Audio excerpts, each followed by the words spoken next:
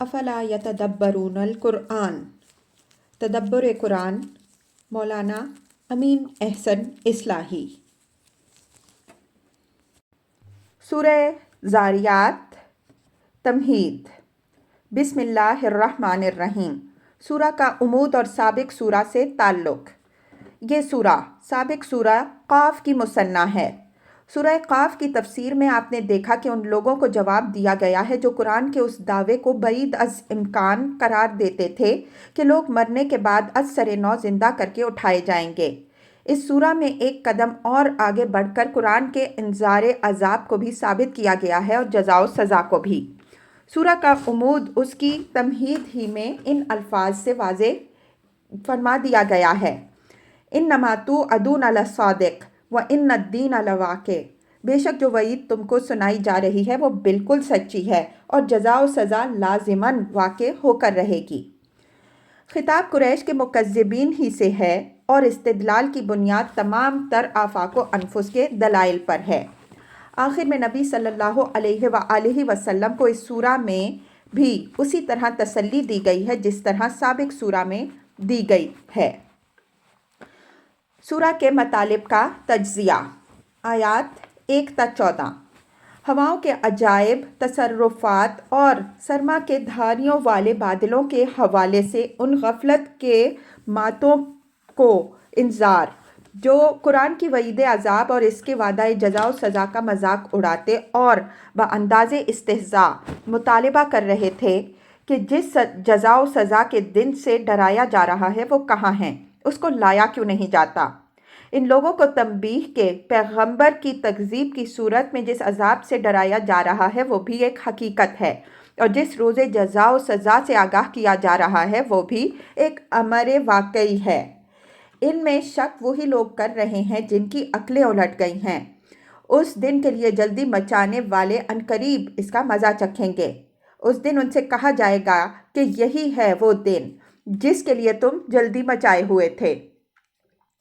آیات 15 تا 19۔ ان خدا ترسوں کے صلہ کا بیان جو غفلت کی سرمستیوں میں کھوئے رہنے کے بجائے نماز، استغفار اور انفاق کے ذریعے سے اس دن کے لیے برابر تیاریوں میں سرگرم رہے۔ آیات 20 تا 23۔ جزا و سزا کی جو نشانیاں زمین و آسمان اور آفاق و انفس میں موجود ہیں ان کی طرف اشارہ، اور آخر میں اصل دعوے کا بقید قسم اعادہ کہ جس طرح لوگوں کے لیے ایک لفظ کا بول دینا نہایت آسان ہے، اسی طرح اللہ تعالیٰ کے لیے اس دنیا کو اس کے فنا ہو جانے کے بعد از سر نو زندہ کر دینا نہایت آسان ہے۔ آیات 24 تا 37۔ حضرت ابراہیم علیہ السلام اور قوم لوط کے واقعے کی طرف اشارہ کہ جو فرشتے حضرت ابراہیم علیہ السلام کے پاس ایک ذی علم فرزند کی بشارت لے کر آئے، وہی فرشتے حضرت لوط علیہ السلام کے پاس قوم لوط کے لیے عذاب کا تعزیانہ لے کر آئے۔ اللہ تعالیٰ نے ان لوگوں کو فنا کر دیا جنہوں نے حضرت لوط علیہ السلام کی تکذیب کی، اور ان لوگوں کو نجات بخشی جو ان پر ایمان لائے۔ یہ اس بات کی تاریخی شہادت ہے کہ اس کائنات کا خالق جزا اور سزا دینے والا ہے، اور اس کے اس قانون مکافات کی ایک نشانی قوم لوط کی سرزمین میں موجود ہے جس سے وہ لوگ عبرت حاصل کر سکتے ہیں جو خدا سے ڈرنے والے ہیں۔ آیات 38 تا 46۔ فرعون، عاد، سمود اور قوم نوح کے واقعات کی طرف ایک اجمالی اشارہ کہ ان قوموں نے بھی مکافات عمل کے قانون سے بے پرواہ ہو کر زندگی گزاری اور اپنے رسولوں کے انذار کی کوئی پرواہ نہ کی۔ نتیجہ یہ ہوا کہ اللہ تعالیٰ نے اپنی قدرت قاہرہ سے سب کو تباہ کر دیا۔ اس کے لیے اس کو کوئی اہتمام نہیں کرنا پڑا، بلکہ اس کی ہواؤں اور اس کے بادلوں نے ہی ان سب کا ستھراؤ کر کے رکھ دیا۔ آیات 47 تا 60۔